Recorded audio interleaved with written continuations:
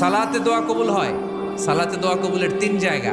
একটা হচ্ছে তাকবীরে তাহরিমার পরে আমরা সানা পড়ি না, আমরা তো একটা পড়ি।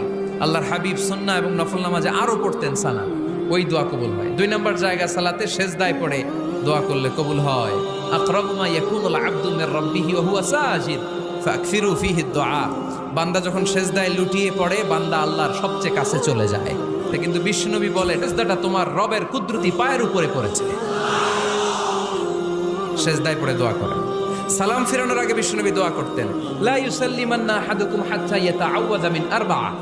আল্লাহর হাবিব বললেন 4 জিনিস থেকে পানাহ না আছে আমার কোন উম্মত যেন সালাম না ফিরায়। তারা যেন পড়ে আল্লাহুম্মা ইন্নী আউযু বিকা মিন আযাবিল কবর, আউযু বিকা মিন আযাবি জাহান্নাম, আউযু বিকা মিন ফিতনাতিল মাহইয়া ওয়াল মামাত, আউযু বিকা মিন ফিতনাতিল মাসিহিদ দাজ্জাল। আল্লাহ কবরের আযাব থেকে বাঁচাও, আল্লাহ জাহান্নামের আগুন থেকে বাঁচাও, আল্লাহ জীবন